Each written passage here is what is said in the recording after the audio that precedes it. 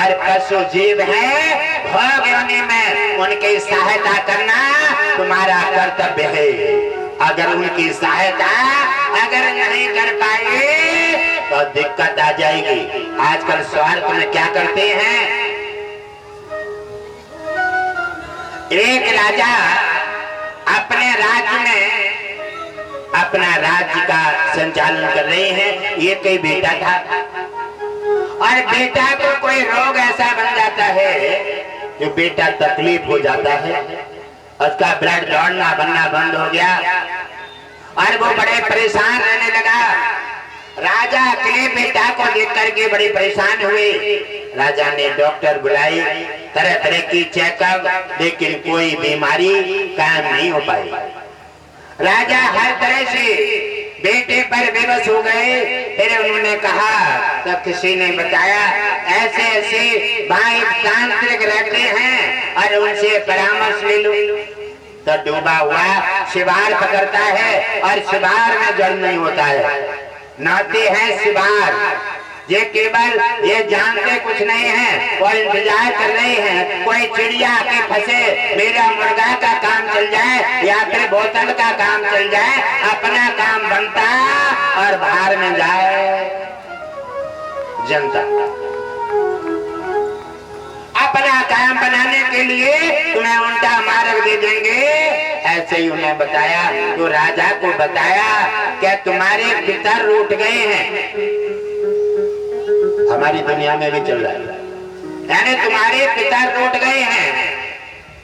फिर पिता कैसे बनेंगे? कहने लगे 101 पशुओं के बलि चढ़ाए। कहने लगे ये तो हमारे यहाँ नहीं होता है।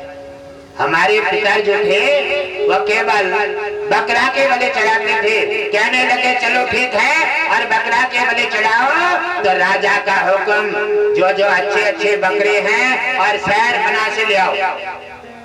राजा का हुक्म कौन मने कर दी? जिसके जाके कान पकड़ लो बकरा, 1000 को 2000 को 10,000 को कोई रोक नहीं पाया। लेकर चले आए और 100 बकरा इकट्ठे कर लिए रास्ता में, और इकट्ठे करके राजा के जहां को ले जा रहे हैं। और जब उनका पूजन हो रहा है और पूजन के समय राजा उनके समक्ष पहुंचे, काटने वाले तैयार हो गए और राजा के सामने जाकर के उन्होंने कहा,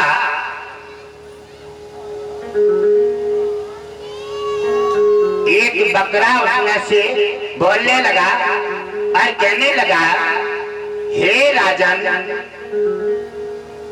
अरे आप मुझे इस जन्म में बकरा देख रहे हैं, अरे मैं भी तुम्हारी तरह राजा था पिछले जन्म में, अरे मुझे 7 जन्म हो गए बकरा बनते।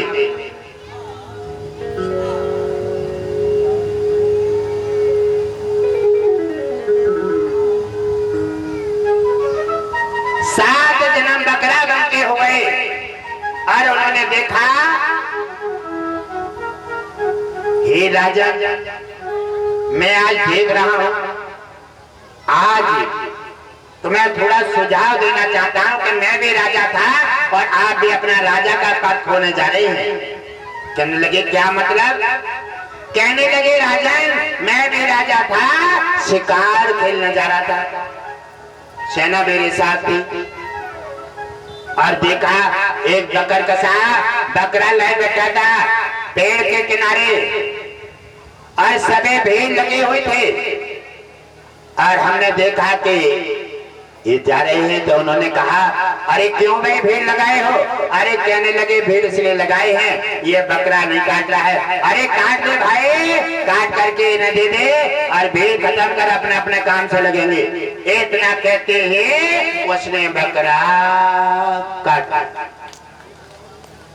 और जैसे बकरा काटा मैं आगे चला गया, आगे जा करके और घोड़े से गिर करके मेरी भी मृत्यु हो गई। हे राजन, मैं भी मर गया और मर करके मेरा जन्म बकरी में परिवर्तन हो गया। मैं लगातार 7 जन्म हो गए बकरा बनता हूँ और कट जाता हूँ, हूँ और आज मैं देख रहा हूँ राजा, एक मैंने ऑर्डर दे दिया, एक पाप किया, 7 जन्म बकरा बनाऊं और 7 जन्म कटते चला रहा हूं। हे राजा, तुम ये क्यों अपराध करने जा रहे हो? आप 100 बकरा काटेंगे, आपकी तो जिंदगी तबाह हो जाएगी। मरते मरते बकरा बनते बनते आप तो परेशान हो जाओगे। इसलिए मैं आपको सुझाव देता हूँ, हे राजन, अपराध से बच जाइए, तुम्हारा कल्याण हो।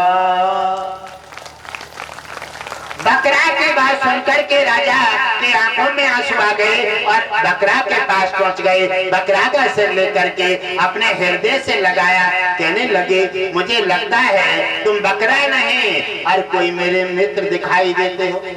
आपने मुझे सुझाव दे दिया है, लेकिन कारण यह है, अब मेरा एक ही बेटा है और बेटा मेरा ठीक कैसे होगा? नाते ने बताया है, उन्होंने कहा, नाते तुम पर पाप करा रहे हैं। एक तो पहले पाप कोई तुम्हारा उदय हुआ है, जो तुम्हारा बेटा बीमार हुआ है, और दूसरा 100 बकरी का पाप तुमसे और कराए देता है, तो तुम्हें ऐसे गहराई में गाड़ देगा। राजा छोड़ो, तुम्हें मानव जीवन भी तरस जाओगे। बकरा बनते बनते कटते कटते सारे जीवन निकल जाएंगे और तुम्हारा जीवन नरक बन जाएगा। कहने लगे, हे मित्र, मैं तुम्हारी बात समझ गया, लेकिन मेरा बेटा का उपाय कैसे ठीक हो? कहने लगे, मैं उपाय बता देता हूँ, बेटा भी ठीक हो जाएगा। कहने लगे, अच्छे किसी साधु ब्राह्मण से सत्संग कराएं। अच्छे साधु ब्राह्मण से, ब्रह्मचारी हो बचपन से, और उन्हें लेकर के सत्संग कराएं। सत्संग में दान सेवा, आने वाले यात्रियों का मान सम्मान करें, भंडारा जल और उनका आदर करें, भगवान जैसा अतिथि जैसा उनका स्वागत करें, और जिनके सत्संग कराएं उन्हें प्रसन्न चित्त करके उन्हें किसी प्रकार का कष्ट नहीं होना चाहिए। सत्संग सुनने वाला, सत्संग करने वाला अतिथि है। अतिथि भगवान का रूप होता है, ये समझो। अतिथि का स्वागत किया तो समझ लो भगवान का स्वागत कर दिया।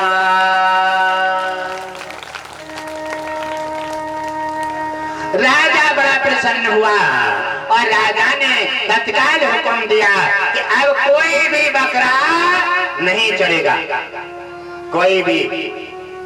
अब ये शहर में कोई भी बलि नहीं दी जाएगी, बलि की परंपरा बिल्कुल खत्म की जाती है और कोई भी बकरा नहीं काटा जाएगा। ये बकरे सब आजाद किए जाते हैं और हमारे राज्य में जो पलेंगे, जैसे ही मरते जाएंगे अपनी मौत से, वैसे ही बकरा का आदमी जैसा संस्कार सम्मान के साथ उसकी अंतिम यात्रा का सम्मान साथ दिया जाएगा और ऐसे नियम का पालन किया जाएगा। राजा ने सत्संग कराया और सत्संग करा करके बड़े सम्मान के साथ सभी को अपने अतिथियों का जैसा स्वागत किया, मान सम्मान से सबका बड़ा आदर किया। भोजन भंडारे जल और बैठने सोने की सबको व्यवस्था सुविधा रखी। अरे कौन कौन कहाँ से आया है, जंगल में मंगल है और सेवा करने का अवसर मिल गया है। हे क्षेत्रवासियों, सेवा करने के लिए सत्संगी नहीं, ये भगवान के रूप में है। इनकी सेवा भगवान की सेवा है। अनन्य सेवा के साथ, बड़े भाव के साथ सत्संग करा करके सभी अपने अतिथियों के लिए बड़े मान सम्मान के साथ दान दक्षिणा से उनकी विदाई की। और विदाई करने के बाद सभी ने उन्हें दुआ दी। सभी की दुआ एडवांस हुई और दुआ से राजा का अपराध नष्ट हो गया। अपराध नष्ट होते ही रात में पुण्य उदय हुआ और बेटा का संकट दूर हो जाता है। और सुबह दिन निकलते ही बेटा चल करके और पिता के पास आए। पिता ने देखा मेरा बेटा ठीक हो गया, स्वयं चल करके आया है। और ये सब ऐसा क्यों हुआ है? ये बकरा के कहने से। राजा ने अपना बकरे को भी गुरु बना लिया और जाकर के उनके पास पहुंचे और रोज ही उन्हें अलग स्थान दे दिया। कहने लगे अब तुम्हें हम बकरे के स्थान पर नहीं रखेंगे और आप तो हमारे मित्र हैं, आपने हमारा सुझाव दिया, हमारा उद्धार कर दिया है, आप बड़े महान हैं। 100 बकराओं को राजा ने बचा करके राजा का विवेक जाग गया। राजा अपराध से बचा। ऐसे ही अपराध से बचो। आप अपने बेटा के लिए, आप अपने बच्चों के लिए जो अपराध करने जा रहे हैं, समस्या हल करने के लिए समस्या हल नहीं होगी और अपराध बढ़ेगा। इसलिए ये कथा का सहारा लेकर के सत्संग कराएं और गुरुदेव के पास जाएं, उनके बताए हुए नियमों का पालन करें। ओम विष्णु हरि घट बासी जी का चिंतन करें, तुम्हारी समस्या हल हो जाएगी। सत्संग से जुड़े, दान पुण्य सेवा भक्ति भाव में समर्पित रहें। छल कपट धोखा गद्दारी और बेईमानी दलाली से हट जाएं। ऐसे सत्संग गुरु कृपा आपके पास बरसेगी। पुण्य जब आपका बढ़ेगा तैसे ही तुम्हारा कल्याण हो।